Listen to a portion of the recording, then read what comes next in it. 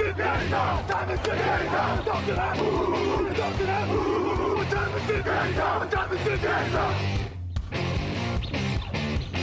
gun, Hulk left slot, Dixie left, T left, Mercedes, wide chip, Ricky, Fever left, 75, Katie, Omaha. We're good.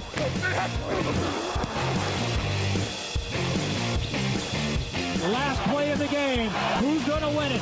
Luck rolling out to the right. Dumps it up to Donnie Avery. Yeah! Goal line. Touchdown.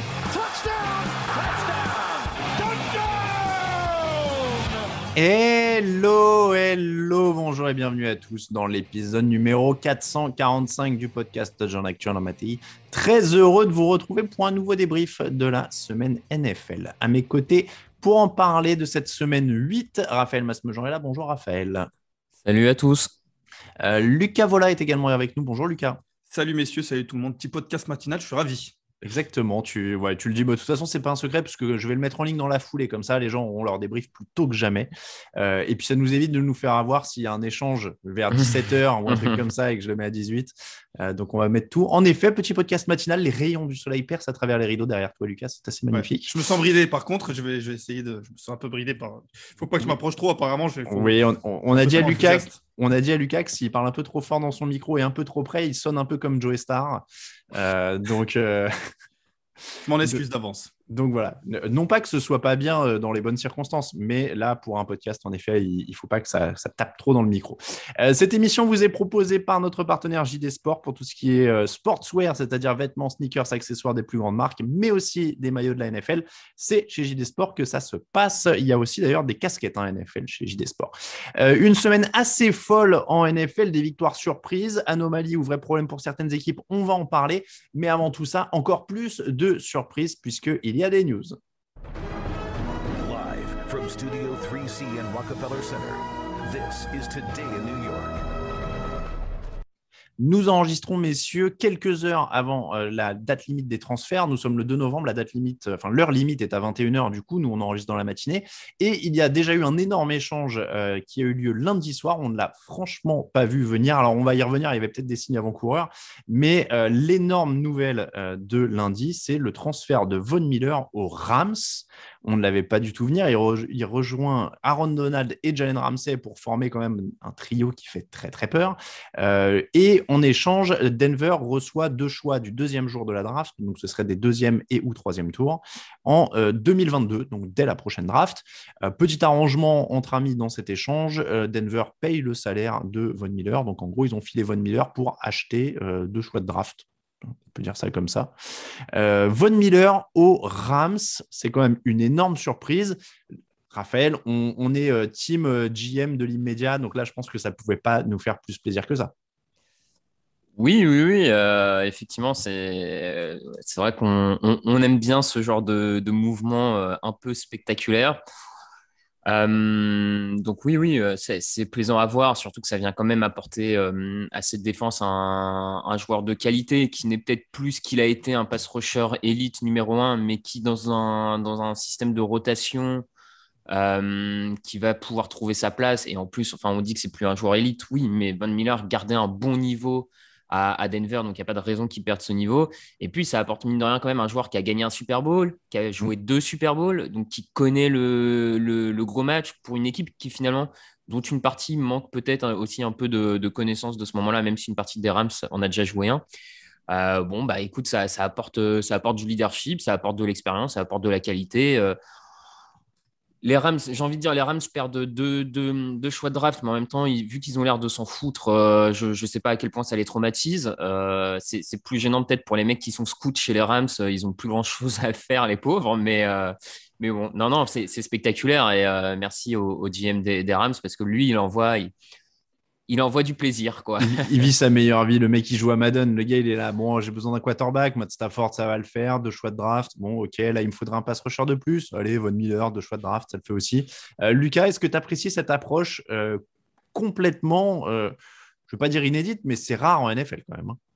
Oui, c'est rare parce qu'on est toujours à penser les choix de draft, il faut construire sur l'avenir, sur une fenêtre de 5, 6, 7 ans.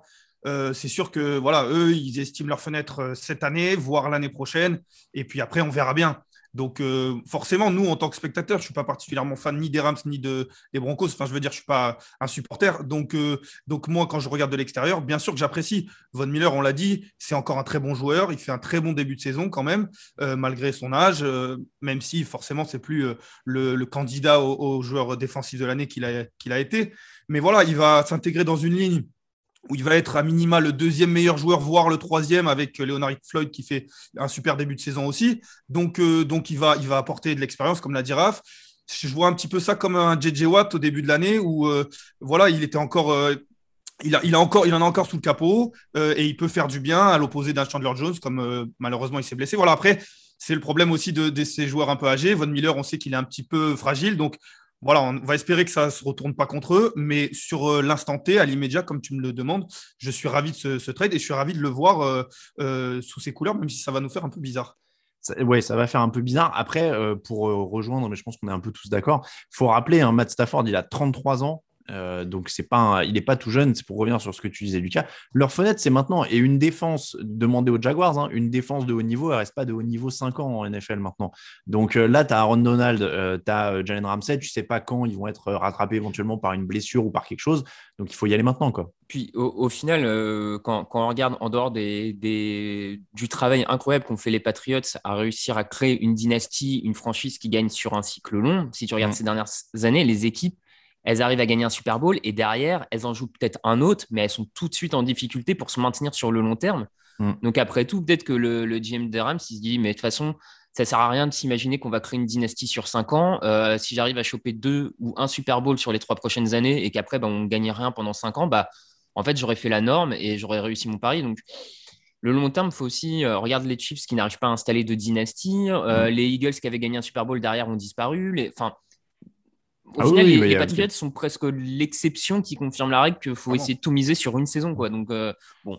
Et mine de rien, les Rams, après leur Super Bowl perdu, tiennent plutôt à haut niveau quand d'autres, tu le disais, comme les Eagles ou même les Falcons, genre finalistes, se sont écroulés derrière. Donc ça pourrait aller beaucoup plus vite. Après, peut-être que leur fenêtre, c'est tout simplement Sean McVay, en fait. Parce que bon, on a parlé des Patriots avec Brady et Bill Belichick, et en fait, c'est peut-être ça aussi. Après, 33 ans pour Stafford, ça reste, c'est pas tout jeune, mais c'est pas non plus vieux. Quand on voit qu'il y a au moins, allez, on va dire 5-6 ans peut-être. Enfin, en tout cas, ouais, c'est un bel échange, je trouve. Deuxième grosse information de la semaine, Derrick Henry. Là, c'est beaucoup moins drôle, sérieusement touché au pied. Pour l'instant, on parle d'une opération et d'un possible retour en fin de saison, mais on est quand même sur une longue absence. C'est une équipe de Tennessee dont on parlera dans les résumés et qui, en plus, avait réussi une bonne victoire contre les Colts et qui enchaînait bien ces derniers temps. Mais là, ça va être un coup sérieux. Est-ce que c'est le révélateur pour l'attaque aérienne? C'est-à-dire Ryan Tannehill et Jay Brown, Julio Jones, qu'on attendait quand même cette année. Maintenant, il faut prendre le relais, quoi. Oui, c'est le révélateur. Après, on en parlera peut-être pendant le match, le débrief de ce match-là. Je pense que ça ne va pas atténuer leur chance de faire les playoffs parce qu'il y a cette division et parce qu'il y a quand même une belle équipe autour, on le disait, avec cette attaque aérienne. Ce n'est pas uniquement un joueur. Maintenant, c'était une équipe qui était faite pour, pourquoi pas gagner le titre, ou en tout cas aller très loin. Et avec cette équipe-là, ils étaient capables de battre des grosses équipes. C'était eux-mêmes une grosse équipe. Maintenant, sans Henry, même s'il pourrait revenir, mais voilà, reste à savoir comment il va revenir en fin de saison, s'il revient bien. Sans Henry, je les vois faire les playoffs, mais je les vois plus aussi dangereux qu'ils l'étaient. En tout cas, je les vois plus parmi les favoris pour faire une finale de conférence, par exemple. Raphaël, tu penses aussi que les playoffs, ça ira? Je pense aussi, ils ont quand même 4 matchs d'avance sur les Colts, si je dis pas de bêtises, en tête de division. Oui, du coup, ils les ont déjà battus 2 fois. Ouais, ils les ont déjà battus 2 fois, donc on peut même presque dire qu'avec le tiebreaker, c'est presque 5 matchs d'avance. Sur les 8-9 restants, ça fait quand même, avec les qualités qu'il y a sur le reste de l'équipe, je pense que du coup, en allant prendre des victoires contre les Texans, contre les Jaguars, enfin, tu vois, ça suffit à te maintenir en tête de la division. Donc moi, j'ai presque envie de dire que ça va marcher pour les playoffs. Après, effectivement, maintenant, c'est presque aller en playoffs, mais en travaillant, transformant l'attaque pour qu'elle se suffise à elle-même par le jeu aérien. Moi, je trouve qu'il y a des qualités pour que ce soit faisable. Alors, peut-être pas aussi réussi que dans d'autres équipes, mais bon, à voir. Pour eux, effectivement, c'est le test, ouais, clairement. Voilà pour le tour de l'actu. On passe donc au match de la semaine, parce que oui, c'est une émission de débrief.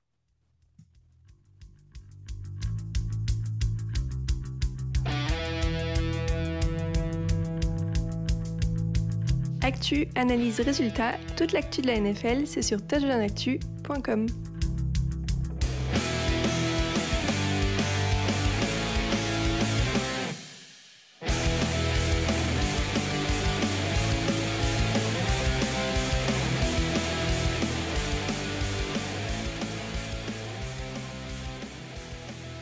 Les matchs de la semaine et une semaine très agitée et très riche en surprises, messieurs.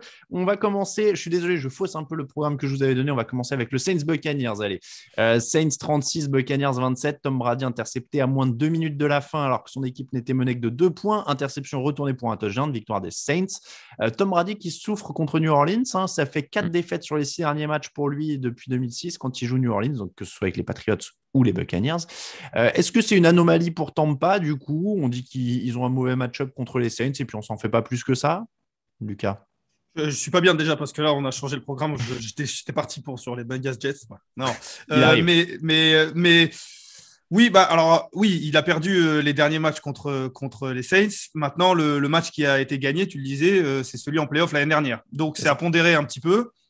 Maintenant, je suis assez d'accord que il a du mal face aux Saints, ça se voit parce que je crois qu'il a 5 interceptions cette année. Il y en a 2 lors du premier match et je ne suis pas sûr qu'elles soient vraiment de sa faute. Il y en a un sur un Hail Mary, enfin bref. Mais là, les interceptions, notamment la deuxième, c'est Brady. Enfin, il fait une erreur. En tout cas, l'erreur est provoquée. Ce n'est pas un ballon qui rebondit sur un bras ou c'est vraiment une erreur provoquée par la défense des Saints qui semble vraiment pouvoir poser des problèmes à Brady avec Sean Payton, Dennis Allen. Et du coup, ça donne un match compliqué. Maintenant, il marque 4 touchdowns quand même, mais parce que cette attaque, elle reste exceptionnelle. Mais c'est vrai qu'ils vont rejouer une deuxième fois face à eux et pourquoi pas se retrouver en playoff. En tout cas, je pense que si je suis les Buccaneers, je reste serein sur ma capacité à être champion une deuxième fois. Mais je me dis que si je peux éviter les Saints en playoff, même si on les a battus l'année dernière, c'est mieux. Raphaël, pareil, pas d'inquiétude globale, mais inquiétude face à cette équipe? Oui, pas d'inquiétude globale parce que je suis pas sûr que beaucoup de défense et d'équipes dans la ligue, et d'ailleurs ça se voit un peu sur les dernières saisons par rapport aux Buccaneers, mais beaucoup d'équipes sont capables de couvrir un peu toutes les cibles comme ça de Tampa Bay, de créer autant de pression avec seulement 3 joueurs. Sur à peu près 20% des snaps, les Saints envoyaient seulement leurs 3 linemen mettre la pression, donc Cameron Jordan. Et ses collègues, et ils ont réussi à mettre de la pression à seulement 3 joueurs. Et ça, c'est vrai que c'est une des clés parce que ça a permis quand même derrière au coordinateur défensif des Saints de jouer plusieurs snaps avec 6 defensive backs pour bien couvrir l'ensemble des cibles. Et je pense que c'est une des clés. Tant que les Saints arrivent à mettre la pression avec seulement 3 joueurs sur la ligne défensive, derrière, c'est vrai que ça leur facilite la vie. Donc, le match-up est défavorable clairement pour les Buccaneers. Face aux Saints, par contre, on le voit sur tout le reste de la saison, il ne l'est pas contre d'autres équipes, donc je ne suis pas tellement inquiet offensivement. Après, défensivement, c'est quand même moins costaud que l'an dernier malgré tout. On a un pass rush qui est moins présent, moins fort que l'an dernier. Et on a un backfield défensif qui, du coup, en pâtit aussi un peu, qui est moins répondant. Là, ils se font quand même battre par des joueurs qui sortent un peu de nulle part du côté des Saints. Entre la montée sur le terrain de Trevor Siemian ou les réceptions donc Griffin, de mecs qu'on n'avait pas vus encore cette saison. Je suis même presque sûr que du côté des Saints, c'est leur première réception de la saison à ces joueurs-là. Disons que moi, il y a quand même quelques éléments défensifs qui me laissent un peu dubitatif du côté de Tampa Bay. Après, Je te rejoins, Raphaël, c'est plus en effet la défense qui m'inquiète un peu plus parce qu'ils arrachent pas de ballon, ils sont pas hermétiques. Et puis encore une fois, tu le disais, quoi, c'est Trevor Siemian en face, James Winston qui n'était pas non plus incroyable depuis le début de la saison. Siemian, il a 16 sur 29, 159 yards, un touchdown, il les mène à la victoire. C'est un peu plus ça. Encore une fois, pour l'attaque, il y a 11 pénalités, il y a 3 ballons perdus. Ils ont du mal contre Dennis Allen et les Saints. Ça ne sera pas tout le temps. Mais oui, Lucas, pour la défense, peut-être. La défense, mais surtout en attaque, juste une petite chose, Gronk s'est reblessé. Oui. Antonio Brown n'est toujours pas revenu. Et certes, il y a Chris Evans, certes, il y a Mike Evans, Chris Godwin. Mais voilà, c'est quand même Gronk, il avait fait un super début de saison.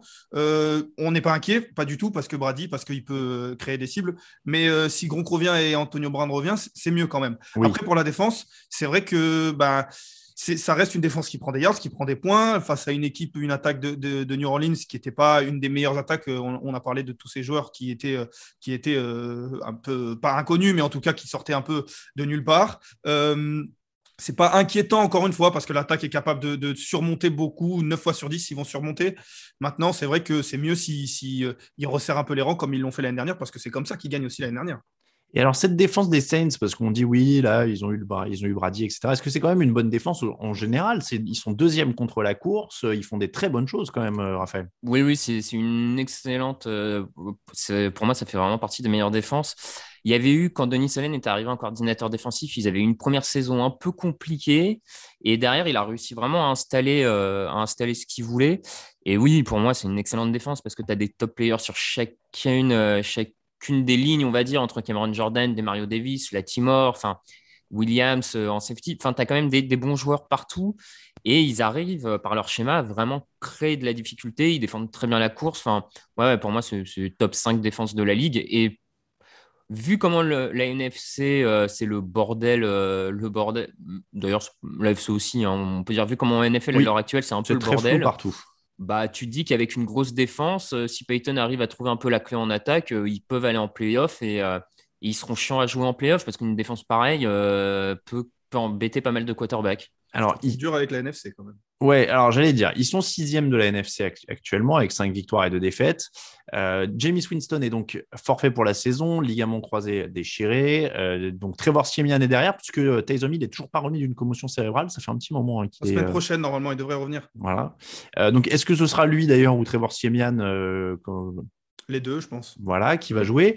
Lucas, est-ce que tu penses que cette défense peut les porter en playoff? Parce que derrière eux, il y a les Panthers, les Vikings, les 49ers, les Falcons, les Eagles. Oui, je pense. Après, en fait, pour revenir à ce que disait Raph, il disait que c'était un petit peu bordel en NFC. Je pense en effet que pour les places de wildcard, c'est vrai que c'est flou et que du coup, il y a une place à prendre.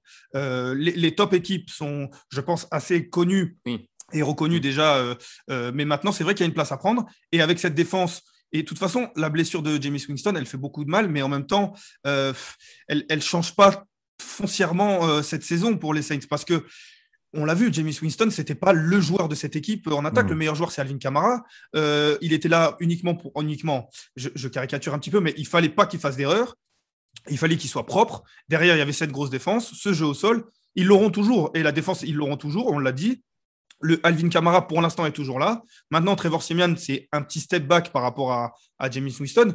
Mais je pense que leurs chances d'aller en playoff sont tout aussi fortes. Et leur problème de gagner, ce qui les évitait déjà d'être des favoris, l'est toujours, en fait. Donc, pour moi, ça ne change pas grand-chose dans ma vision que j'ai de cette équipe.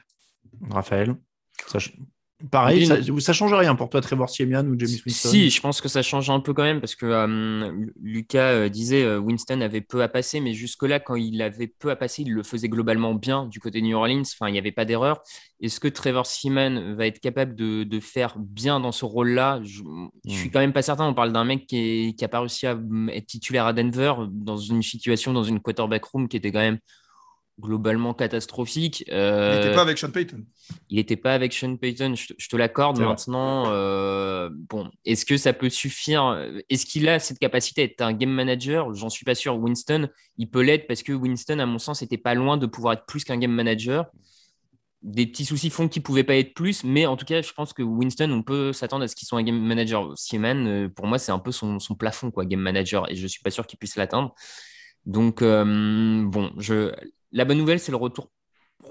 Il devrait finir par revenir de Michael Thomas, qui pourrait quand même aussi un peu aider un nouveau quarterback à gagner des gains, du yard. Donc ça peut être un horizon positif, on va dire ça comme ça. Bon. C'est quand même une belle opération pour New Orleans. Tu l'as dit, Lucas, le top 5 est très très net en NFC. Rams, Packers et Cardinals sont à 7 victoires et 1 défaite. Cowboys à 6-1, Buccaneers à 6-2. A priori, ces 5 places-là, bon voilà. Mais derrière, en effet, ils ne seront pas du tout ridicules face aux autres. Ils sont même plutôt dans la course. On enchaîne avec le Jets-Bengals, 34-31 donc pour les Jets. Superbe match, super surprise. Mais question directe, est-ce que ça change quelque chose pour une des deux équipes? Parce que là, on s'est bien amusé, c'était sympa et tout. Est-ce qu'en vrai, ça change fondamentalement quelque chose pour une des deux équipes? Est-ce que ça change? Je sais pas. Moi, je trouve que ça pose quand même des questions du côté des Jets et des questions. J'ai même pas envie d'attaquer Zach Wilson, mais des questions au niveau du coaching staff. Moi, je suis un peu dubitatif comment un coordinateur offensif n'arrive pas à faire jouer simple son quarterback rookie, mais arrive à créer un plan de jeu très simple pour un mec sorti de nulle part, donc Mike White, et à le faire lancer comme ça. J'avoue que ça me surprend. Je regardais les passes, en gros, les passes appelées pour Mike White, c'était des passes qui en moyenne faisaient 4 yards, un peu plus de 4 yards en l'air. Quand à Zach Wilson, on lui demande de lancer des ballons en moyenne à plus de 8 yards en l'air. Enfin, je ne sais pas pourquoi tu arrives à faire jouer simple le remplaçant et que tu n'essayes pas à ton quarterback rookie de lui rendre la vie un peu plus simple. Donc, j'avoue que moi, ça me questionne un peu sur la suite. Est-ce qu'il y a un problème avec Zach Wilson? Est-ce que c'est un problème entre le coordinateur et le quarterback? Enfin bon, j'avoue que moi. C'est un problème intéressant parce que dans ce cas-là, on n'en reviendrait pas à dire oui, il faut mettre Mike White sur le terrain pour que Zach Wilson se prépare, etc. Toi, c'est plus dans les choix, quoi. Bah oui, moi je suis un peu. Ouais. Après, les choix, les jeux sont appelés, c'est le quarterback qui lance le ballon. Il y a des progressions, il y a une lecture du jeu. C'est peut-être aussi Mike White. Alors, il faudrait regarder vraiment en détail, mais c'est peut-être Mike White qui décide que certaines passes que Zach Wilson forçait, entre guillemets, il ne va pas les tenter et il va plutôt tenter des checkdowns de plus courts et faire moins d'erreurs. Moi, je trouve vraiment que c'est une mauvaise image, ça donne une mauvaise image de Zach Wilson, ce match. Certes, le plan de jeu est peut-être un petit peu différent. Le coordinateur offensif, le frère de Lafleur, était au-dessus, était dans les tribunes. Apparemment, ça a changé parce que d'habitude, il est au bord du terrain. Voilà, ils disent que ça peut changer pas mal de choses dans sa vision du match. Maintenant, je trouve que c'est vrai que c'est pas une bonne image pour Zach Wilson. Mike White j'ai une image de lui sur une 3e et 11. Il a un blitz sur la gauche, il trouve un check-down magnifique, il gagne le first down. Je ne suis pas sûr que Zach Wilson, à l'heure actuelle, soit capable de faire ce genre d'action. Et je ne suis pas sûr que ça soit une histoire de coaching staff. Voilà. Je dis pas que je suis totalement en désaccord avec toi, Raph, mais juste que ça demande un peu plus d'exemples. En tout cas, le sample doit être un peu plus grand, je dirais. Du coup, toi, Lucas, tu serais partisan de dire on laisse Mike White sur le terrain et Zach Wilson se fait la main en coulisses Parce que White, c'est un quasi inconnu qui démarque là, alors qu'il est en NFL depuis 2018 ou 19, je ne veux pas dire une bêtise. Mais bref, ça fait 2-3 ans qu'il se tire les bancs et qu'il regarde comment on fait. Et clairement, ça a l'air de lui avoir appris des choses, quoi. Il fait 400 yards quand même. Je veux bien que ça soit des petites passes, que le coaching. Mais il fait 400 yards quand même. Ça faisait un moment qu'il n'y avait pas un quarterback des Jets qui avait fait 400 yards. Depuis 20 ans. Voilà, 373 matchs, je me suis noté. Donc, c'est incroyable. Donc, je ne sais pas. Après, il y a toujours cette pression. C'est le numéro 2 de la draft. Il faut le faire jouer. Il n'y a rien de mieux qu'un match pour prendre de l'expérience. Donc, je sais pas qu'est-ce que je ferais à la place du front office ou du coach, ou je ne sais même pas qui prend cette décision-là. Voilà, là, au sortir de ce match-là, je me dis que pour Zach Wilson, déjà que le début de saison était compliqué, il a pas dû. Je ne sais pas s'il a beaucoup apprécié le match, quoi. Alors, il faut noter, il n'y a pas que Mike White qui s'est éclaté. Il y a quand même Michael Carter, le rookie coureur, 15 courses, 77 yards, 9 réceptions, 95 yards, un touchdown au sol. Ça aide aussi un quarterback d'avoir un coureur comme ça à ce niveau-là, non? Je ne sais pas, sur le plan de jeu aussi d'ailleurs. Pourquoi on n'a pas vu plus de ça quand il y a Zach Wilson, Raphaël? Oui, non, mais voilà, pour moi, c'est un peu une des. Moi, je pense qu'une des raisons, c'est Zach Wilson a été scouté, et réputé, et a été même choisi pour sa capacité à attaquer la profondeur du terrain parce qu'il a un gros bras. Donc, quand il est là, les Jets essayent de jouer un peu plus vertical avec la vitesse de Crowder, avec tout ça. Et sauf que ça n'a pas marché jusque-là, et que là, Mike White ne doit pas proposer les mêmes atouts. Du coup, ils ont décidé de la jouer plus conservateur, on va dire ça comme ça. Et c'était la solution. Et je pense que quand tu as un quarterback rookie, il faut quand même peut-être un peu moins jouer risqué et un peu plus. Bon, écoute, je ne sais pas. Après, oui, j'entends que Zach Wilson n'aurait peut-être pas non plus tout bien fait comme Mike White parce que c'est un rookie, parce que il n'a pas forcément montré de très bonnes qualités en lecture, en tout cas, on va dire ça comme ça, depuis le début de la saison. Donc, je veux bien croire. Je pense qu'il y a quand même un petit problème de coaching. On a un petit décrochage avec Sous. Voilà. Après, bon, c'est. Ouais. Oui, non, pardon. On t'a récupéré, en fait, il n'y a pas de souci. D'accord, pardon. Non, je disais que voilà, je pense qu'il y a un petit souci malgré tout de coaching. Mais...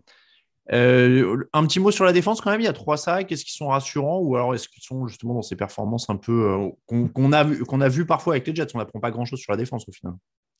Non, on n'apprend pas grand-chose, mais après, c'est vrai que c'est bien de sortir ce match-là maintenant, de pouvoir battre une équipe. Ils battent une bonne équipe des Bengals, qui était premier de leur division. Enfin, je veux dire, c'est une belle victoire pour eux.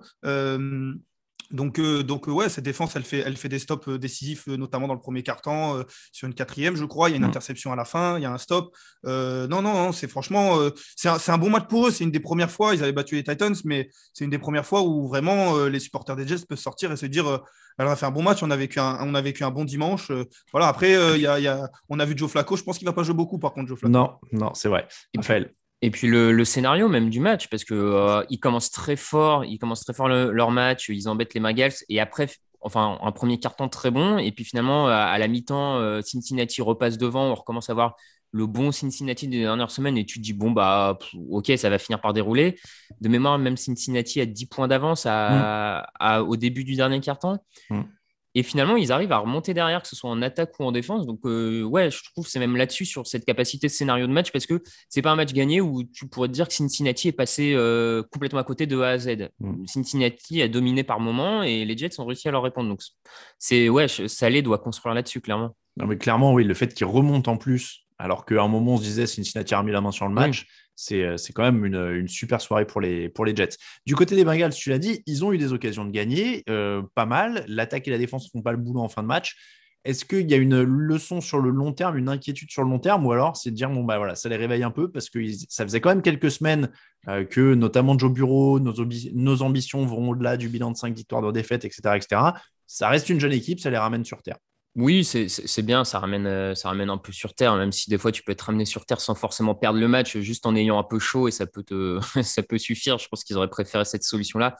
Faut pas oublier qu'ils se mettent quand même en grande difficulté quand c'est leur cornerback Hilton qui fait une faute sur une 3e et 10 à la fin du match, où les Jets, normalement derrière, enfin ça donne un first down aux Jets pour remonter, alors que ça aurait dû presque être, sans une faute un peu bête, ça aurait presque dû être match gagné pour Cincinnati. Donc voilà. Bon, ils ont été un peu décevants, moi je trouve, en défense notamment. Je pense, après peut-être qu'ils ne s'attendaient pas à ça, parce qu'ils ont vu toute la saison les Jets jouer d'une certaine manière.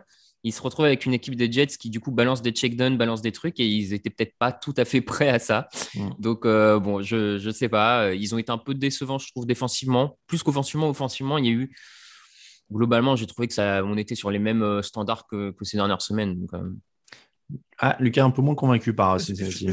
En fait, je regardais le match et je me disais que cette équipe des Bengals, elle se repose beaucoup sur les gros jeux offensifs, ce qui est bien parce que c'est une attaque explosive. Maintenant, est-ce qu'on peut...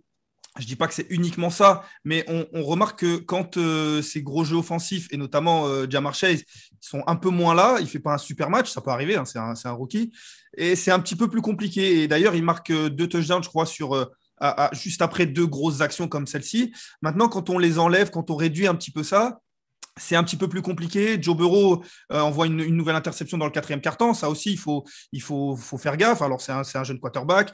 Je crois que c'est sa 5e. Maintenant, voilà, pas d'inquiétude pour répondre à ta question.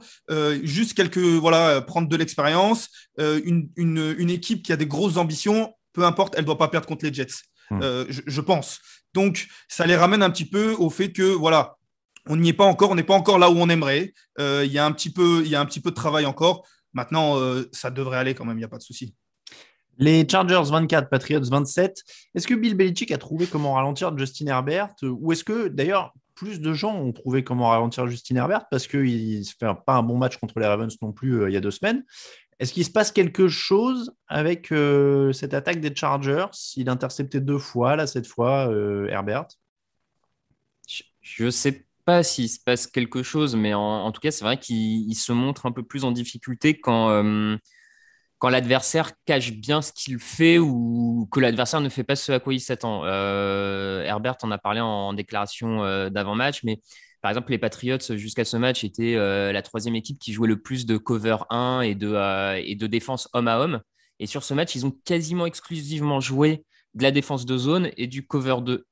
Donc, voilà, Herbert n'était pas prêt à ça. Il ne s'était pas entraîné dessus toute la semaine. Il tombe sur quelque chose et du coup, il n'a pas encore... Et c'est peut-être là où on voit que c'est qu'un joueur de 2e année, c'est que face à une défense qui ne lui présente pas ce à quoi il s'attendait, il est encore un peu hésitant sur comment rétablir le tir, comment changer de cap. du coup, son coach, faut aussi mettre le coaching dedans parce que normalement, c'est aussi un peu au coaching à un moment de redresser la barre et d'aider les joueurs sur le terrain à changer de cap. Bon, donc effectivement, et face aux Ravens, c'était ça aussi. Hein, il avait été très surpris par les différents blitz des Ravens. Il les avait pas bien lus, pas vus venir. Donc voilà, je pense qu'effectivement, il a encore un peu de mal dessus. Bon, je pense que ça, là où ça m'inquiète pas, c'est que c'est un champ où il peut progresser en fait. Il faut travailler. Je veux dire, il a déjà la précision, il a la qualité de lancer, il a le leadership, il a tout ça. Maintenant, il faut juste travailler un peu, travailler la lecture. Ça m'inquiète pas outre mesure personnellement. Lucas, pas inquiet non plus parce que tu as vu ces dernières semaines? Non, pas inquiet, pas inquiet. Maintenant, c'est vrai qu'il a du mal face à Belichick, père et fils, sur cette défense qui, en effet, lui propose pas mal de soucis. Il lance 2 interceptions qui ne sont pas vraiment de son fait, mais il fait pas un bon match. Il fait pas un bon match. Et en effet, l'année dernière, on se rappelle que ça avait été encore pire que ça, ils n'avaient marqué aucun point. Mais c'est vrai qu'il a du mal, et comme le dit Raph, c'est un axe de progression. Voilà, on sait qu'il a d'énormes qualités. Maintenant, c'est pas encore, peut-être, c'est pas encore le quarterback élite top 5 pour ce genre de choses-là. Mais c'est sa 2e année. Hein. C'est vrai que, Oui. comme on disait, Patrick Mahomes a en fait un peu faussé tout ce genre de choses en arrivant et en étant dès sa première année et demie incroyable. Là, on en parlait de Burrow, on parlait d'Herbert. On n'est que sur même, 2e année, 1 année et demie, quoi. Donc, c'est ça. Donc en fait, ça peut progresser. Il n'est pas aidé non plus par le fait qu'il a quand même une défense qui ne performe pas énormément en ce moment. Ils ont la pire équipe contre la course statistiquement. Il y a beaucoup de blessures dans la couverture aérienne.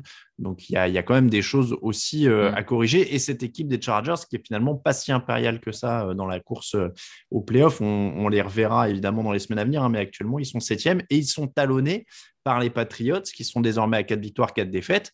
Et une équipe des Patriots qui est quand même de plus en plus solide. J'ai l'impression, moi, de voir vraiment les mêmes recettes que l'an dernier, mais avec un quarterback qui a une marge de progression.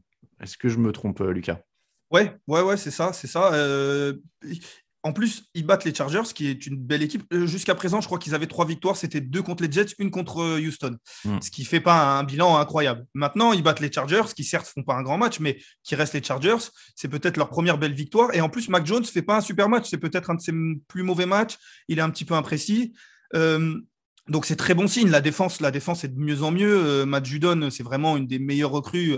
On n'est pas loin de la meilleure recrue de l'année pour toute la. Ouais, il y a Matthew Stafford peut-être, mais c'est un trade. Enfin bref. Mais en tout cas, c'est une très très bonne recrue. La défense est de mieux en mieux. J'ai juste un gros doute sur Jalen Mills qui continue à faire pas mal de choses qui sont un petit peu. Qui me laissent dans le doute. Bref. Mais ouais, il joue Carolina la semaine prochaine. Cette équipe progresse, et en plus, comme tu le dis, il y a un quarterback qui peut progresser, donc c'est bon signe. Raphaël, en effet, il y a une bonne défense.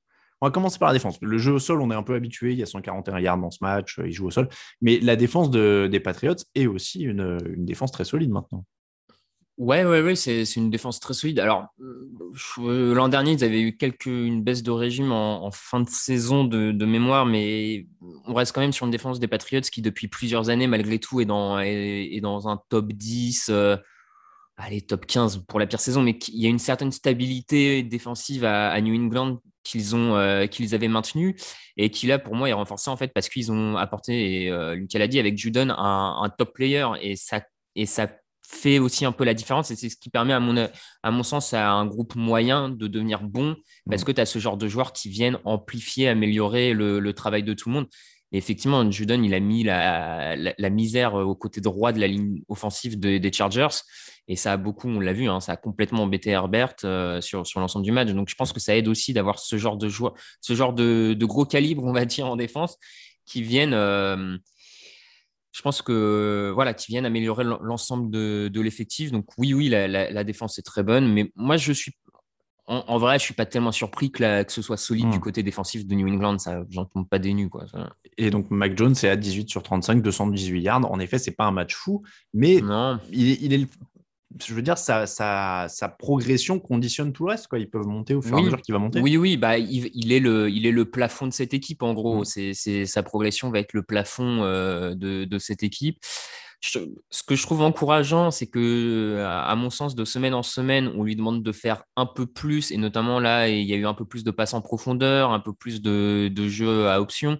Je trouve qu'on lui rajoute un peu plus de choses à faire. Donc pour moi, c'est bon signe. Ça veut dire que le coaching staff, il y a eu aussi, par exemple, par rapport à il y a 2 semaines, il y a eu cette 4e tentative qu'ils ont tenté devant la goal line adverse qu'ils n'avaient pas fait il y a 2 semaines. Donc voilà, ça veut dire que le coaching staff a confiance, il lui donne de plus en plus de responsabilités. Donc ça veut dire qu'eux-mêmes l'évaluent en progression. Donc ça, c'est la bonne nouvelle, c'est qu'on ne lui demande pas de continuer à faire que des petites passes. Donc c'est une bonne nouvelle. Après, jusqu'où ça peut aller, ça reste à voir. Mais c'est vrai que les playoffs paraissent pas inaccessibles en AFC. Cardinals 21, Packers 24, première défaite de la saison pour Arizona face à des Packers pourtant privés de Davante Adams et Allen Lazard. C'était le match du jeudi, mais évidemment, ça fait partie des affiches de la semaine.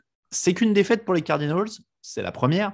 Mais est-ce qu'il y a de quoi s'inquiéter pour une équipe qui a perdu J.J. Watt pour la saison? Kyler Murray souffre maintenant d'une entorse de la cheville. Et l'an dernier, ils avaient démarré fort à 5-2 et ils s'étaient un peu écroulés derrière. Ils avaient raté les playoffs. Est-ce que j'extrapole ou est-ce qu'il faut être un petit peu inquiet quand même? Je pense pas. Je pense pas. En tout cas, je le suis pas. Ils vont certainement tomber du power ranking. Voilà, c'est une petite spoiler alerte. Mais je pense pas. Après, certes, Green Bay, c'est une équipe qui pourrait rencontrer en playoff. Et donc, du coup, s'ils font le même match, ils se font éliminer. C'est assez aussi simple que ça. Mais je pense pas. Il n'y avait pas Hopkins. Enfin, il était là, mais sur ce match, il est rentré, il est ressorti. Ça fait du mal. Je trouve que l'arrivée de Hurts va faire du bien à cette équipe. Il attrape un ballon important, je crois que c'était sur une 3e tentative. Maintenant, voilà, il y a une incompréhension avec AJ Green. Le match peut très bien se finir avec un touchdown et ils repartent avec la victoire, ils restent invaincus. Bon, bien sûr, avec des si, on peut refaire le monde, mais ce que je veux dire, c'est qu'ils sont dans le match. Il n'y a pas d'éléments qui me font dire que oulala, c'est très inquiétant. Il faudrait que ça change dès la semaine prochaine. Là, je pense que c'est difficile de gagner tous les matchs en NFL, on le sait très bien, surtout face à des grosses équipes. Donc, ils perdent ce match, mais ça reste une des équipes favoris. Raphaël, même chose pour toi, pas d'inquiétude? Ouais, pas inquiet en dehors d'un Kyler Murray qui viendrait aggraver sa blessure, où là, bien sûr, ça conditionnerait tout le reste parce que cette équipe et cette attaque vivent aussi par Kyler Murray. Donc voilà, mais pas inquiet, comme le dit Lucas. Moi, je trouve même qu'ils sont pas très bons pendant presque 70%, 80% du match. Et au final, les 20 autres pourcents restants, ils arrivent à faire les actions qu'il faut pour être dans le match et être pas si loin que ça de pouvoir l'emporter. Enfin, on voit AJ Green, c'est vraiment juste une incompréhension du jeu appelé. Mais sinon, au pire, s'il n'y a pas réception, AJ Green empêche le cornerback adverse de l'intercepter. Donc, disons qu'il y a derrière, il y a une autre tentative, tout ça. Pareil, bien sûr, Green Bay avait des absents. Lucas en a un peu parlé, les Cardinals aussi. Hopkins n'a pas joué une bonne partie du match. Rodney Hudson était absent. J.J. Watt était absent. Eux aussi ont dû trouver ont dû faire avec. Donc, bon, moi, je ne suis pas inquiet. Je trouve que ce match presque en dit plus sur la défense de Green Bay, qu'elle est sur une bonne phase, plus que sur les Cardinals, en fait. Je trouve que ça apporte plus d'infos sur Green Bay qu'Arizona. Ouais, les Packers qui gagnent en effet avec une bonne défense, avec 150 yards au sol, Rodgers qui n'a pas à forcer. Moi, je trouve que tous les voyants sont ouverts du côté de Green Bay. Et je vais me permettre de teaser l'émission de jeudi où on parlera un peu plus en détail de Green Bay et de ses chances dans la NFC. Mais a priori, on est d'accord en un mot que tous les voyants sont ouverts là pour les Packers. Oui. Moi, je dis rien puisque du coup, je suis là jeudi, donc je ne veux pas spoiler, hein, mais je suis assez d'accord. Ouais, tous les voyants sont ouverts, mais un peu comme l'an dernier. Pour moi, moi, je le redis et on verra en playoff parce que je ne vois pas comment ils vont en playoff, hein, la Green Bay, bien entendu. Mais pour moi, ça sera encore une fois la capacité de Lafleur à sortir le bon coaching au moment où il faudra parce que on l'a vu depuis son entrée dans la ligue. Il gagne tous les matchs que Green Bay doit gagner. Green Bay les gagne globalement, mais par contre, dès qu'ils se font mettre en difficulté sur le coaching, Lafleur n'arrive pas à rétablir et à renverser la table, on va dire, quand ils sont menés à la mi-temps. Donc voilà, moi j'attendrai de voir ça. Pour le coup, jeudi, il fait un bon match parce que personne n'attendait à une victoire. Et du coup, c'est vrai que je suis totalement d'accord avec toi. Mais pour le coup, jeudi, je trouve que c'est très bon signe pour lui et pour Aaron Jones aussi parce qu'on parle tout le temps de Davante Adams et de Rodgers, mais c'est quand même un très très bon running back. Colts 31, Titans 34, on a un peu évoqué en début d'émission. Donc, les Titans ont gagné. Ils ont perdu Derrick Henry, on en a déjà parlé. On attendait de voir si les Colts pouvaient gagner contre les plus grosses équipes. Ils pouvaient, mais Carson Wentz les a un peu tués avec 2 interceptions assez affreuses en fin de match. La première donne un touchdown à Tennessee, l'autre en prolongation permet à Tennessee de gagner sur un field goal derrière. Indianapolis menait 14-0. Est-ce que c'est ça, Carson Wentz maintenant, un joueur solide, mais à qui il ne faut pas demander de gagner le match? J'ai été méchant dans les leçons de la semaine, j'ai dit que c'était le nouveau Jameis Winston. Ouais, c'est un petit peu dur. Mais c'est vrai il y a plusieurs équipes comme ça cette année où on se dit à chaque fois, ouais, ils perdent, mais quand même, franchement, il y a une belle équipe et ils pourraient gagner. Leur bilan reflète pas vraiment. Et en fait, mais ils continuent de perdre. Enfin, ils continuent de perdre, je veux dire. Et finalement, on se dit, bah ouais, mais est-ce que finalement, c'est pas ça, cette équipe, comme tu le dis, Alain? Et est-ce que Wentz, c'est pas ça? Et est-ce que ils sont pas condamnés à faire cette saison-là, c'est-à-dire des bons matchs contre des belles équipes, des mauvais matchs contre des équipes moyennes, et puis ça va plus souvent perdre que gagner, un peu comme les Vikings de l'autre côté, je trouve. Pour moi, je suis assez d'accord. Ouais. Raphaël, est-ce que j'enterre un peu trop Carson Wentz?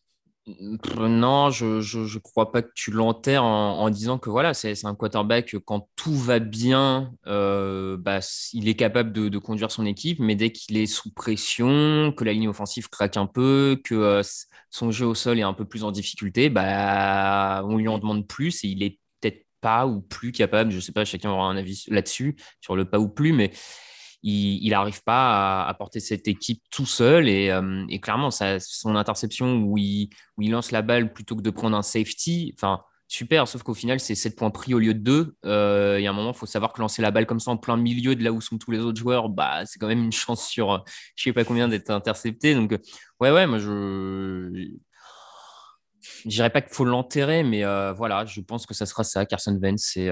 Si ça se passe bien, c'est bien. Sinon, il mènera pas cette équipe à la victoire. Pour les Titans, on en a quand même assez largement parlé, on l'a dit, hein, même sur Derrick Henry, ils ont réussi à passer par le jeu aérien. Tannehill n'a pas explosé malgré une interception rapide. Hein, on l'a dit, ils étaient menés 14-0, donc ça aurait pu partir un peu plus mal. Derrick Henry fait un tout petit match, mais on ne va pas insister là-dessus, vu qu'il était blessé finalement. Donc, ceci explique cela. Et puis, vous l'avez dit, je pense qu'on ne va pas revenir, hein, messieurs, sur les Titans. Il y a du solide autour, et maintenant, ça va essayer d'aller chercher les playoffs et espérer qu'Henry revienne. Ça se résume à ça, quoi. Avec un petit mot sur la défense, ils font un bon match quand même, avec des playmakers, Harold Landry, Kevin Bayard. Voilà, ça fait quelques semaines que je le dis, cette défense, c'est pas la meilleure défense de la conférence, mais c'est une défense qui peut rendre la vie difficile à certaines équipes.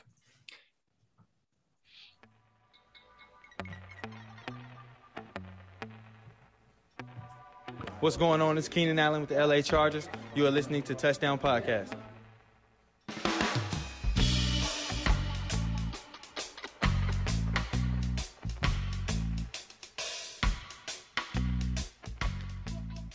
Les autres matchs de la semaine, vous allez voir, il y a des choses qui ont été serrées et d'autres beaucoup moins. Vikings 16, Cowboys 20, même sans Dak Prescott qui n'a pas joué, Dallas s'en sort avec un touchdown de Cooper Rush pour Amari Cooper à moins d'une minute de la fin. Alors les amateurs de statistiques très très très avancés ont adoré ça. Hein. Victor nous l'a relayé dans le Slack. Donc Cooper Rush pour Amari Cooper, c'est le premier touchdown de l'histoire de la NFL où le prénom du quarterback est similaire au nom de famille du receveur, ce qui fait un Cooper, quoi. Voilà, c'était une statistique très utile, je tenais à vous la donner. Donc, Dallas est à 6 victoires de suite, à 6 victoires, pas de suite, pardon, mais une seule défaite. Ils s'en sortent sans leur quarterback titulaire. Si, de suite, ouais. Ils ont perdu le premier match. Ils avaient perdu le premier. Ouais. Tu vois, voilà, je croyais dire une bêtise. Donc, c'est quand même assez énorme de voir Dallas à 6-1. Pour une fois, on n'a pas une NFC Est qui est à suspense parce que là, ils gagnent. Sur quoi ils gagnent ce match, du coup, alors, sans Dak Prescott? Le système. le système offensif mis en place par Kellen Moore qui est suffisamment cohérent et bien ficelé pour qu'en fait, un quarterback remplaçant puisse faire le minima et profiter, et je dis le système, mais profiter aussi du talent des skill players parce que c'est aussi l'attaque. C'est une des forces de Dallas, c'est d'avoir des skill players quand même très, très talentueux, que ce soit au sol avec Elliott Pollard ou dans les airs avec Cooper, Lamb, etc. Disons que ce mélange entre un système qui permet au quarterback, même remplaçant, de trouver des solutions, de ne pas être en difficulté, et les joueurs de talent qui vont faire la différence par leur qualité. Voilà, ça permet à Dallas d'aller mettre sa petite vingtaine de points avec son quarterback remplaçant. Alors, ils sont, je pense, là aussi bien aidés par une équipe de Minnesota, et on y reviendra après, où, bon, moi, je suis désolé, mais il y a quand même un problème sur le banc de l'autre côté. Enfin, voilà, il y a quand même un problème. Mais non, c'est un bon match parce qu'en plus, la défense des Vikings, c'est pas une mauvaise défense dans cette ligue. Je veux dire, c'est pas. Alors, même si là, la blessure de Daniel Hunter leur fait mal, mais il y a quand même des qualités aussi. Ils arrivent à outrepasser ça. Et eux, défensivement, restent sur leur truc depuis le début de saison. C'est pas ce qui est le plus impressionnant, mais ça fait des big plays quand il faut et ça les mène à 6-1, tout simplement. Ouais, Micah Parsons, 11 plaquages de pression encore dans ce match. Le rookie est excellent, Lucas. Il est incroyable, en regardant le match, à chaque fois, je me disais, mais quel joueur pour un rookie surtout. Mais oui, totalement d'accord avec Raph, il a commencé par dire le système, je voulais juste rajouter le système et le talent, il l'a dit. Je suis totalement d'accord avec lui. Ils avaient presque lâché le match parce que je crois qu'ils ont mis Dak Prescott sur le banc par précaution, parce qu'il aurait pu jouer, mais c'était surtout pour ne pas aggraver la blessure. Et on s'est presque dit, bon, ben allez, ils décident de lâcher ce match, ils sont à 5-1 et finalement, ils ne lâchent pas du tout, ils gagnent ce match. Donc voilà, tous les voyants, on parlait de Green Bay, tous les voyants sont ouverts pour Dallas. Ça commence à être vraiment une équipe extrêmement dangereuse. Raphaël, tu l'as dit, sur Minnesota, en effet, il commence à y avoir des petits problèmes et des déceptions sur le banc, notamment. Ils gagnent que 278 yards, ils sont à 1 sur 13 en troisième tentative. C'est quand même assez scandaleux vu le matos. Oui, oui, oui, pour moi, il y a un scandale là-dessus parce que la défense est solide et au final, bon, ouais, prend 20 points, c'est pas non plus tragique comme score, hein. Quand tu prends 20 points, ça devrait laisser quand même l'occasion à ton attaque d'aller remporter le match. D'autant plus une attaque où il y a quand même un quarterback décent avec Kirk Cousins, où il y a des joueurs de talent, où il y a une ligne offensive qui est meilleure que ce qu'elle n'a pu être sur les saisons passées. Donc, pour moi, on en revient sur ce qu'on avait commencé à dire un peu les autres semaines. Si on en revient à une question de coaching où il y a quelque chose qui ne va pas. Cette équipe ne peut pas donner aussi peu avec ce qu'ils ont, en fait. Moi, je ne comprends pas. Je ne comprends pas ce qu'on fait faire à Kirk Cousins. Les trois quarts des passes qu'on lui demande de jouer sont des passes entre 0 et 5 yards ou limite derrière la ligne de scrimmage. Alors que dès qu'il lance en profondeur, pour Thielen, pour Jefferson, ça fait mouche. Enfin, je ne comprends pas pourquoi il bride autant Kirk Cousins. Pourquoi franchement, moi, je comprends rien. Et là, pour moi, il y a un moment où ça fait trop longtemps à Minnesota où un coup c'est l'attaque, un coup c'est la défense, un coup c'est aucun des deux. Enfin, ça fait trop longtemps. C'est Mike Zimmer qui est responsable. Lucas, il est temps de débarquer, Mike Zimmer. Ouais, enfin, au milieu de la saison comme ça, je sais, enfin, c'est compliqué, mais en tout cas, je suis d'accord sur le constat, c'est que c'est compliqué. Ils font 1 sur 13 sur troisième tentative. En effet, l'attaque, elle devrait être bien mieux que ça. Et en fait, moi, vous prenez ce que j'ai dit sur les Colts, vous faites CTRL-C, CTRL-V, copier-coller. Pour moi, c'est exactement la même chose. C'est-à-dire que c'est une équipe, à chaque fois, on se dit ah, ça doit faire mieux. Franchement, leur bilan, c'est pas tout à fait quand même ce qu'ils méritent parce qu'il y a une. Et en fait, ils continuent de perdre des matchs. Là, ils doivent jamais perdre ce match face à un quarterback remplaçant. Je suis désolé, mais ils doivent, s'ils ont, avec les ambitions qu'ils ont, ils doivent remporter ce match, même si en face il y a une belle équipe, et ils perdent. Et en fait, ça continue comme ça chaque semaine, comme le dit Raph, et c'est incessant. Donc au final, oui, le constat il est là. Moi, je trouve ça pire que les Colts parce qu'ils n'ont même pas l'excuse d'avoir changé de quarterback pendant l'intersaison. Enfin, c'est quand même une attaque qui est censée être rodée. Voilà. Et pour sur ce que tu disais, c'est compliqué à mi-saison. Je vois pas comment ils peuvent être plus décevants. Donc honnêtement, ça peut même mettre un coup de fouet de mettre un assistant. Mais attends, en plus, si je dis pas de bêtises, il me semble que sur ce match, Kirk Cousins, on lui demande de viser plus son fullback que Jefferson. Enfin, tu vois, il y a un moment, moi, je veux bien qu'on joue comme en 1950, mais enfin, c'est. Mais d'ailleurs, je crois comprendre que entre Kirk Cousins et Mike Zimmer, c'est pas l'amour fou. Hein. Bah ouais, tu m'étonnes, ouais. Ouais, ça. Pas plus étonnant que ça. Ressort. Browns 10, Steelers 15. Est-ce que ça va mieux pour la ligne offensive des Steelers? Seulement 2 sacs encaissés face à Myles Garrett et compagnie, 91 yards pour Najee Harris. C'est plutôt encourageant avec une victoire au bout dans un match de division. Oui, je pense que ça va mieux. En regardant ce match, je me suis dit justement que cette ligne offensive allait mieux. Maintenant, ça se transfère pas sur le score, mais j'ai toujours autant d'inquiétude sur Big Ben. Ça n'a jamais été un quarterback extrêmement mobile, mais là, je l'ai trouvé vraiment, alors excusez-moi de l'expression, mais empâté. Je veux dire, il est lent. T'as pas entendu quand il recule, il y a un son, tu sais, il y a un bip, bip, bip. Ah non, mais alors, comme je dis, ça n'a jamais été Kyler Murray, Lamar Jackson, mais il a quand même, il est solide, il a quand même eu. Et là, vraiment, je le trouve vraiment en grande difficulté. Heureusement qu'il y a cette ligne offensive qui va un peu mieux, et surtout cette défense, TJ Watt, incroyable, TJ Watt, défenseur de l'année, hein, il le faut. Il lui reste une mi-saison, mais. Je lui donne tout de suite, moi. Bon, il gagne à l'expérience quand même, hein, Raphaël. Il sort les actions qu'il faut quand il faut. Il gagne à l'expérience. Je suis assez d'accord avec Lucas quand même. Il y a un énorme match de TJ Watt et les cartons où il ne joue pas, c'est des cartons sur les autres matchs. C'est des cartons où Pittsburgh perd complètement. Donc tu sens l'impact du type assurément. Après, oui, c'est mieux sur la ligne offensive, c'est certain. Maintenant, c'est encore beaucoup trop peu pour espérer quoi que ce soit en fait. Enfin, ils peuvent aller en playoff comme ça, peut-être, accrocher une 7e place, peut-être. Mais pour faire quoi? Enfin, bon. Mais c'est deux équipes, moi je trouve dans l'ensemble sur ce match, d'ailleurs, c'est deux équipes qui semblent un peu justes parce que Cleveland est quand même pas très bien en ce moment. 3 défaites en 4 matchs contre les Chargers, Cardinals, Steelers. Pour moi, il est plus là le truc. Il est quand même une déception de Cleveland parce que le retour de Mayfield, parce que le retour de Chubb, t'attendais à ce que du coup, offensivement, ça aille un peu mieux et que ça soit suffisamment mieux pour marquer plus que 15 points en fait, pour l'emporter. Et c'est là où...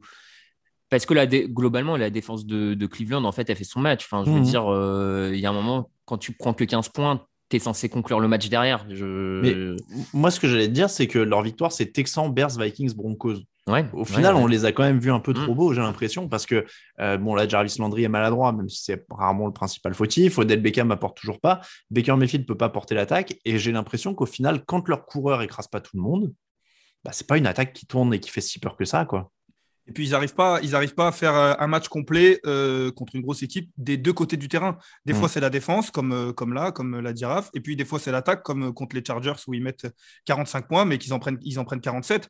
Et en fait, en effet, cette équipe, on l'a peut-être vue un peu trop belle parce que l'attaque, là, comme tu le disais, tu as bien résumé. Si même Landry, lui, qui était peut-être un des joueurs les plus sûrs en attaque avec Chubb, commence à faire des erreurs avec des pénalités, avec des drops, ça va commencer à être compliqué. Là, ils perdent contre une équipe qui n'avait même pas de kicker, qui tente une 4e parce que le kicker il a une commotion. Il s'en sort bien d'ailleurs les Steelers sur ce touchdown du tight end de frère Mousse là. Mais en effet, comme le dit Raph, tu ne prends que 15 points face aux Steelers.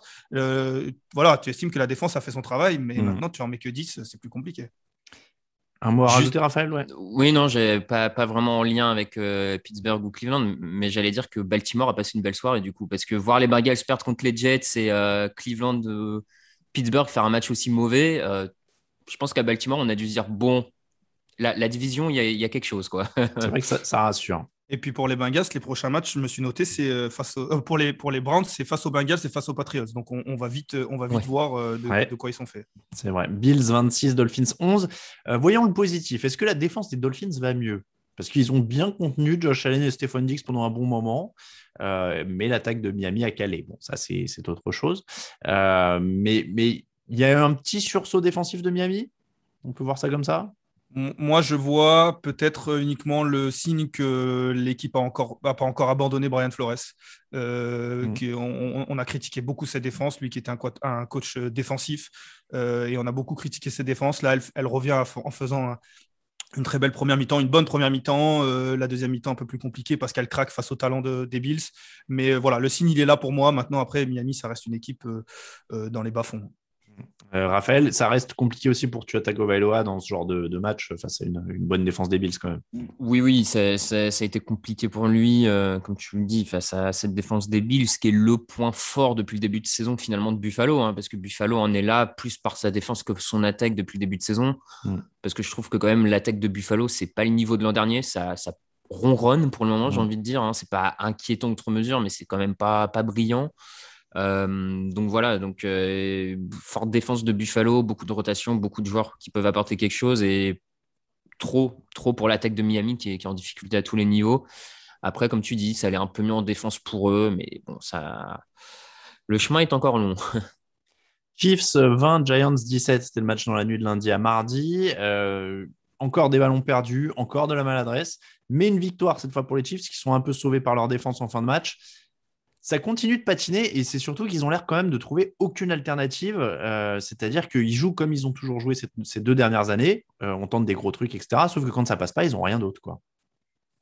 Où est Travis Kelce? Il est un petit peu porté disparu sur ce match. Tyreek Hill fait toujours ses matchs, mais c'est vrai que quand il y a un des deux joueurs qui est moins là, et Patrick Mahomes qui est plus en difficulté, c'est vrai qu'il n'y a pas de plan B. Et Patrick Mahomes, alors je vais employer un gros mot, mais il commence à devenir de plus en plus un quarterback ordinaire, à faire des erreurs ordinaires. On se dit toujours que bon, ils perdent des ballons, mais c'est vrai que ça n'arrivera pas tous les matchs. Et en fait, ça arrive tous les matchs. Donc, au bout d'un moment, ça devient une constante. Là, il est sauvé sur une interception, sur un offside défensif en toute fin de match. Il y a une interception qu'il lance qui est complètement affreuse, qui doit les empêcher de remporter ce match, en tout cas sur le field goal à la fin. Enfin, bref, mais tout ça pour dire qu'en effet, c'est de plus en plus inquiétant et ça ne va pas vers le mieux. En fait, si je dis qu'ils n'ont pas de plan B ou d'alternative, c'est qu'à un moment, ils ont couru un peu plus. Ils ont filé des ballons à Derek Gore et ils ont marqué. Pourquoi, justement, ils ne cherchent pas d'autres choses comme ça? Parce qu'ils ont vite abandonné ça, par exemple. Raphaël.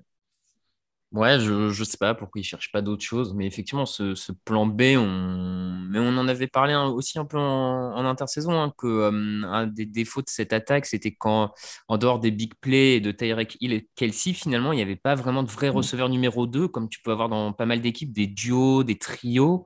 Là, c'est vrai que ça manque aussi un peu de solutions autres quand Kelce ou Hill passent à côté. Et du coup, tu multiplies quelques erreurs. Tu as un Patrick Mahomes qui, à mon sens, veut des fois être un peu trop le super-héros et force un peu trop aussi. Après, donc oui, pourquoi Eric Reid et Bignemi n'apportent pas autre chose? Peut-être qu'il y a besoin de changer un peu aussi. Alors, je ne dis pas changer de Reid, mais peut-être qu'il y a besoin de changer de coordinateur offensif pour apporter quelque chose d'autre aussi à un moment. De nouvelles idées, de nouveaux trucs, tu vois. Bien-Aimé, il aurait dû profiter quand il avait la cote l'an dernier, parce que là, pour les opportunités de poste principal, ça va être autre chose cette année. Mais oui, en tout cas, on garde un peu les mêmes Chiefs avec un résultat différent. Daniel Jones, sur ce match, est encore plutôt correct, même s'il y a une interception. Du côté des Giants, ça ne change pas beaucoup non plus en soi, en fait, depuis le début de l'année. Non, ça ne change pas. Là, ils tombent face à une équipe. Alors après, ils peuvent être un petit peu déçus parce qu'ils se disent, bon, face aux Chiefs, on n'était pas loin, on aurait remporté une victoire de prestige en prime time. Ils ne le font pas. Daniel Jones lance une interception dès sa première passe. Il revient bien après, mais c'est vrai que ça continue. Il y a un manque de talent dans cette équipe et du coup, après, c'est compliqué d'aller gagner des matchs, surtout face à des équipes qui ont un peu plus de talent, quoi qu'on en dise. Attention, Lucas, je vois ton visage qui grossit dans la fenêtre. Tu t'approches de ton micro petit à petit. Je recule.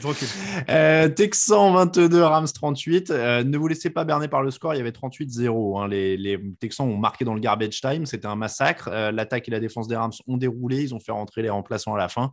Il n'y a pas grand-chose à tirer de ce match. Il y a quand même un joueur en défense pour les Rams qui est notable, c'est Ernest Jones. La semaine dernière, ils avaient envoyé Kenny Young aux Broncos, on était surpris. Et donc, Jones prend la place, 9 plaquages, un demi-sac, une interception. Donc, a priori, il savait ce qu'il faisait. On peut dire ça. Derrière, donc en dehors de cette observation-là, je pense que, messieurs, il n'y a quand même pas grand-chose à se dire sur ce match-là. Moi, j'ai fait le résumé. Je ne vais pas mentir, le résumé était écrit un poil avant le coup de sifflet final, quoi. 15 minutes avant, en termes de temps de jeu. Ils m'ont embêté avec ces 22. Ils m'ont embêté avec ces 22 points que j'ai dû rajouter, tu vois, sur la fin. Sur le titre. Et alors, avant de marquer dans le dernier quart, sachez que les Texans en étaient à 12 quarts de suite sans touchdown. Ah oui. Ouais. Voilà. Bon. Je crois que ça résume tout sur cette équipe. Bon, c'est terrible le niveau des Texans. Tyrod Taylor va revenir, mais a priori, là, de toute façon, il ne peut pas sauver tout ce qu'il y a autour. Donc voilà, on reverra les Rams plus challengés dans les jours à venir. Bears 22, 49ers 33. Alors, j'ai lu des articles qui disaient Jimmy Garoppolo fait taire les critiques. Il rend une fiche de 17 sur 28, 322 yards, aucun touchdown, aucune interception. Est-ce qu'il fait vraiment il marque 2 touchdowns à la course quand même. Ah oui, il marque 2 touchdowns à la course. Bon.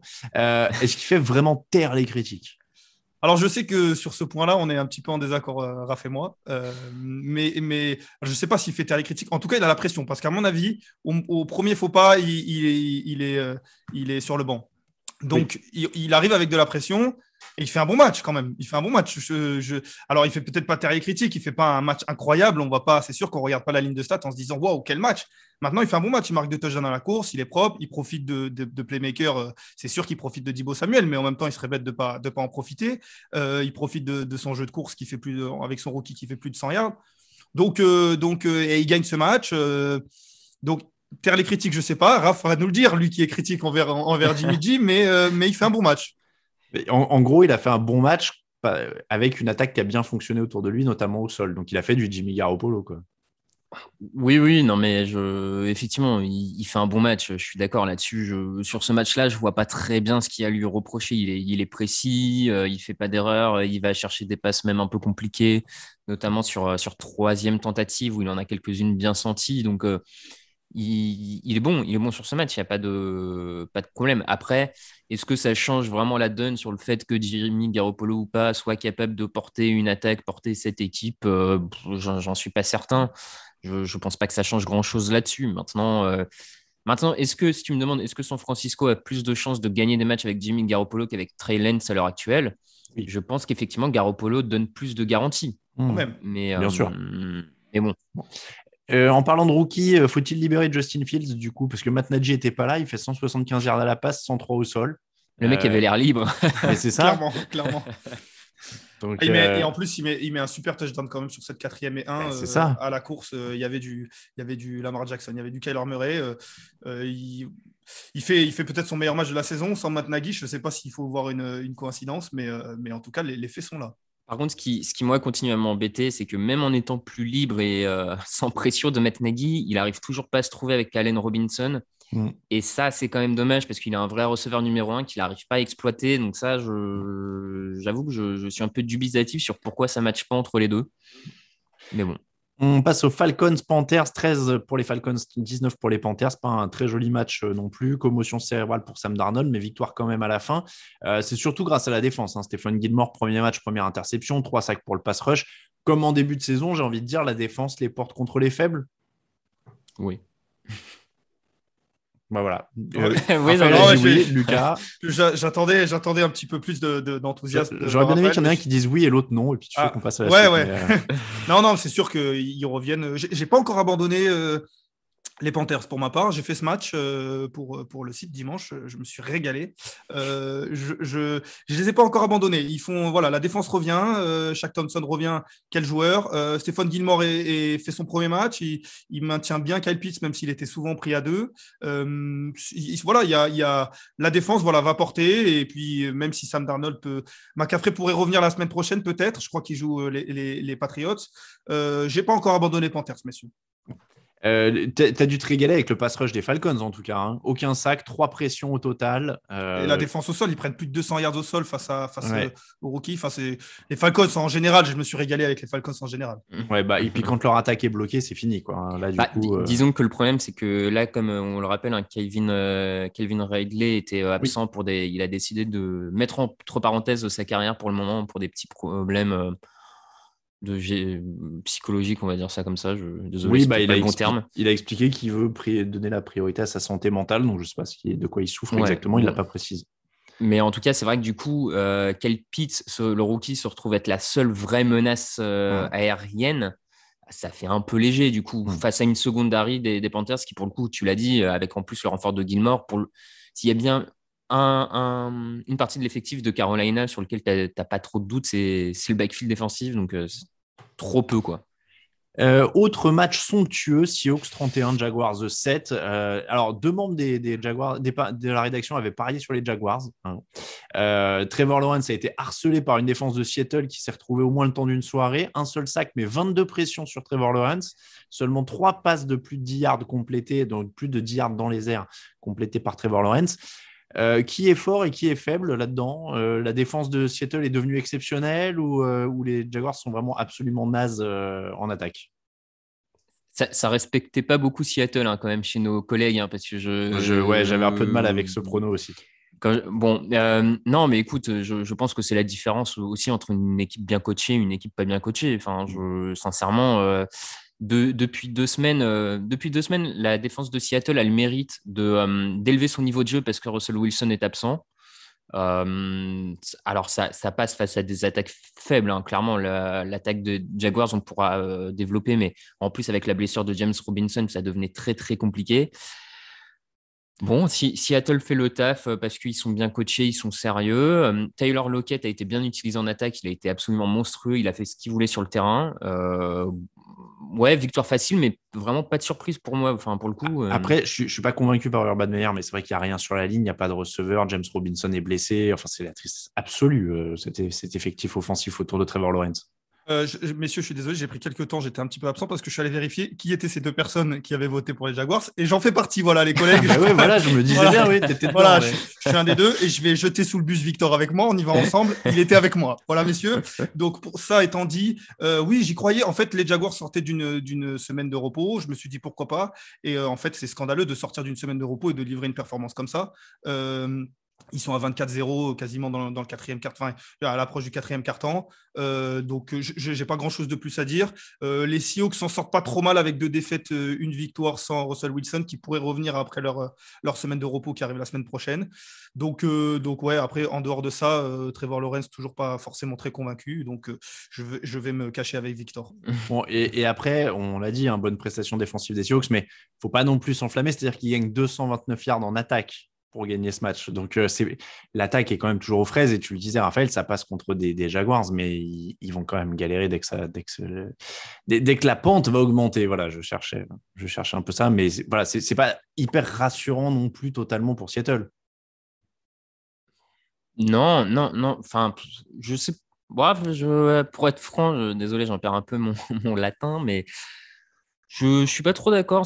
Ils arrivent à battre une équipe pas bonne, mais bon, faut le faire quand t'as pas ton quarterback titulaire, tout ça. Tu sais jamais comment ça peut tomber. On dit aucun match est facile en NFL. Ils vont le prendre malgré tout, tu vois. Et finalement, ils sont pas si largués que ça pour la course au playoff pour quand Russell Wilson revient. En tout cas, je disais, semaine de repos la semaine prochaine. Et ensuite, ils jouent les Packers et les Cardinals, potentiellement avec Russell Wilson. Donc, comme tu le dis, pour les playoffs, ça va se jouer très rapidement, à mon avis. Ouais, parce qu'ils sont à 5, ils sont à 3-5 quand même. Donc, bah oui, mais pour la 7e place, ça fait un seul match de retard pour la 7e place. Hein. Ouais, mais s'ils perdent les 2 prochains matchs face aux Packers et aux Cardinals, ce qui est possible. Ce qui est possible. Mais ouais, ils sont pas largués. Broncos 17, Washington 10, encore une belle affiche. La défense de Denver a tenu le résultat en fin de match dans un match d'une laideur assez indescriptible. Aucune de ces deux équipes n'a de chance de jouer les playoffs, on est d'accord, et tant mieux. Ouais.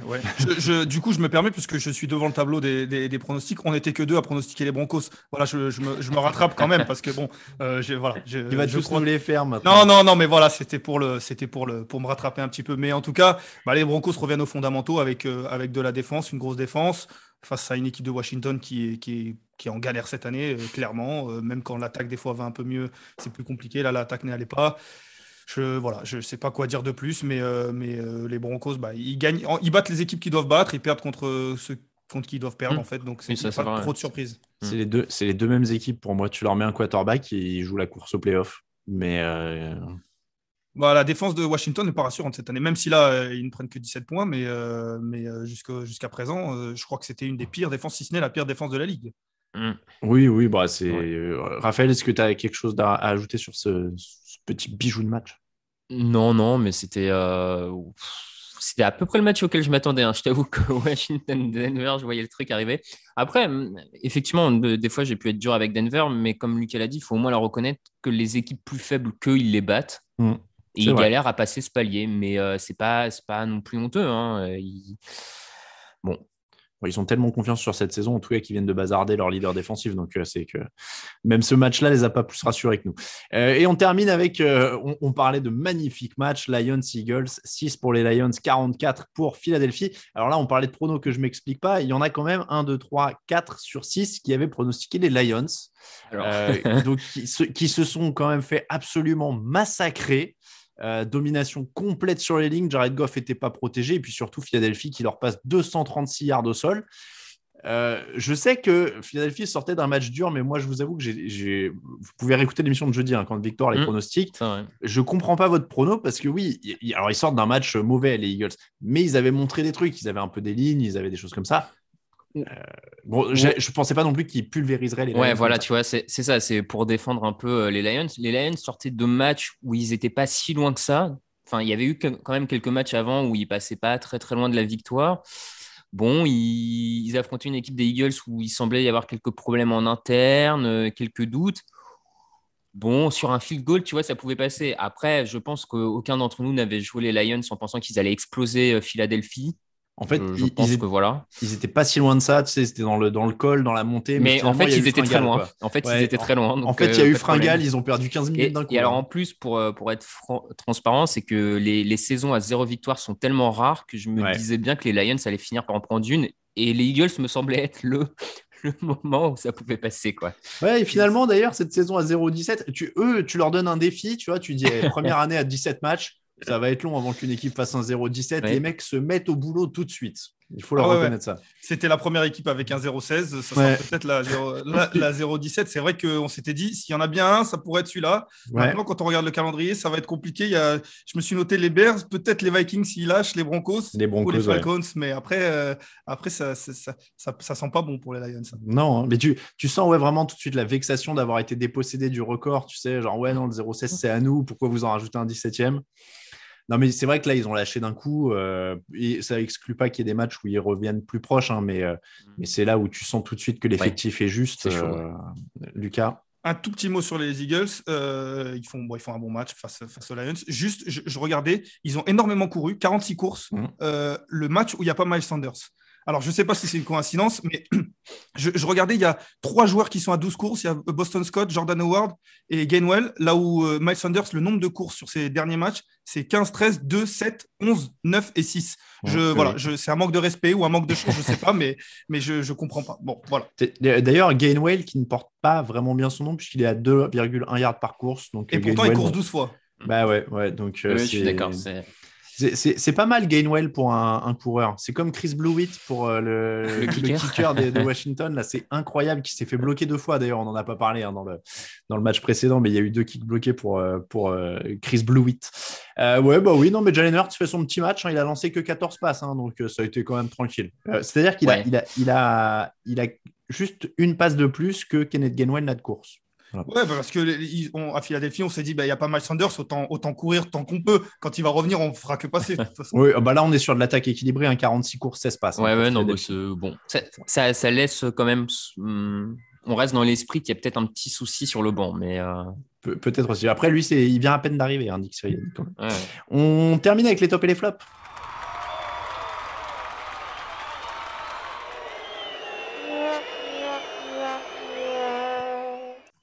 Vos tops et vos flops, messieurs, pour cette semaine 8 en NFL.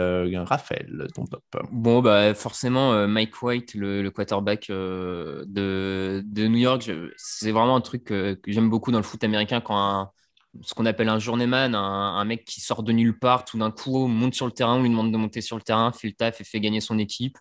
Je pense sincèrement que absolument personne ne pouvait le voir venir, que Mike White allait passer pour 405 yards face aux Bengals. Donc, gros top. Enfin, c'est une des particularités, je trouve, du football américain où vraiment un mec sorti de nulle part peut faire gagner son équipe comme ça sur un match.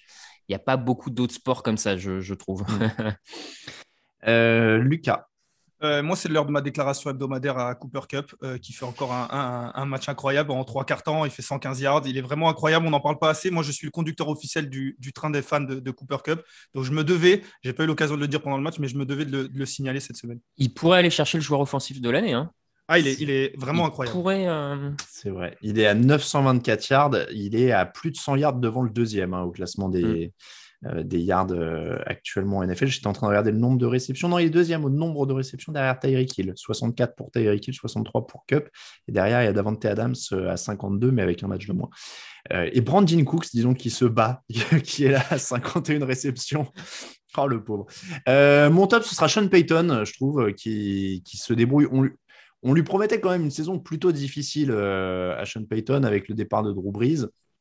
avec le projet Jameis Winston. Ils n'avaient pas vraiment trouvé d'autres quarterbacks pendant l'intersaison. Donc, je trouve que voilà, cette défense est là. Il y a une équipe qui est toujours bien menée. Ils sont absolument jamais hors du coup, quoi, je trouve, depuis qu'il est là. Il y a eu des saisons un peu moins bonnes. Mais voilà, Sean Payton, ça reste un des top coachs en NFL. Donc, coup de chapeau pour moi cette semaine. Raphaël, est-ce que tu as un flop? Mon flop, j'en ai parlé, mais c'est Mike Zimmer, hein, le coach de Minnesota, où pour moi, là, ça commence à être trop compliqué. En plus, il m'a semblé voir passer sur Internet que visiblement certains joueurs des Vikings avaient expliqué que Minnesota ne s'était pas trop entraîné, n'avait pas regardé les vidéos sur Cooper Rush parce que Zimmer n'était pas persuadé, pensait qu'il y avait un peu d'intox de la part des Cowboys. Enfin, bon, donc en plus, les mecs avaient l'air d'être même pas tellement préparés. Je sais pas. Ouais, là, ça devient trop compliqué pour moi à défendre. Il a fait du bon taf, mais il est peut-être temps de tourner la page. Peut-être qu'il teste un autre truc. Tu vois, ils disent on le fait au feeling cette semaine. pas besoin de s'entraîner. Les gars, vous rentrez sur le terrain, on le fait au feeling. Rappelez-vous quand vous jouiez dans votre jardin avec votre père. C'est un sport avec le cœur. Voilà. Il te lance le ballon et tu le rattrapes. C'est aussi simple que ça.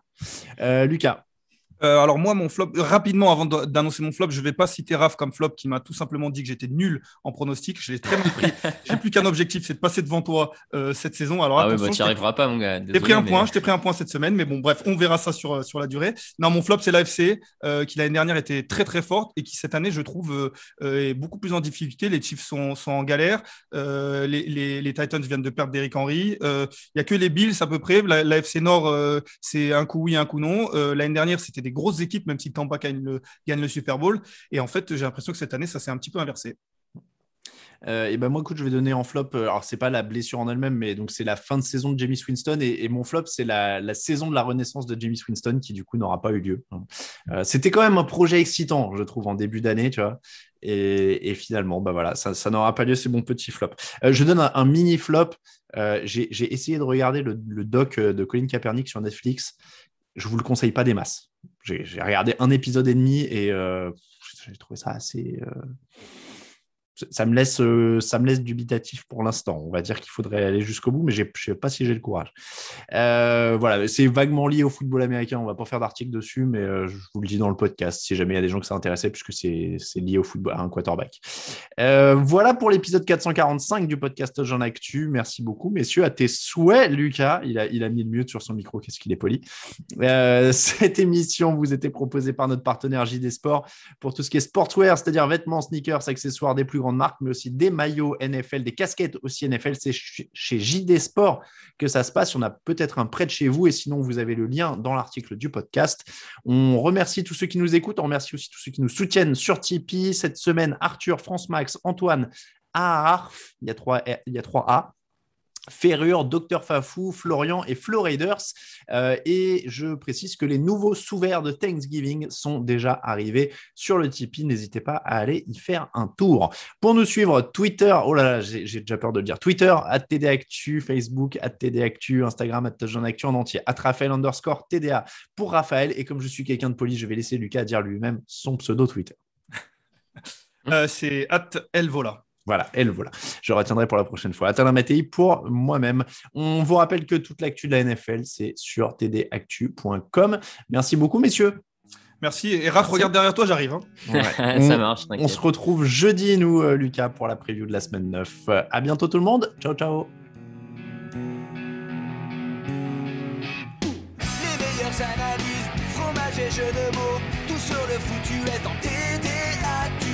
Le mardi, le jeudi, tailgate au risotto, les meilleures recettes en TDActu. Fumble pour JJ Watt, Bismuth pour Marshall Lynch, Proclash Global Beckham, Tom Brady quarterback, calé sur le fauteuil, option Madame Irma, à la fin on compte les points et on finit en requin.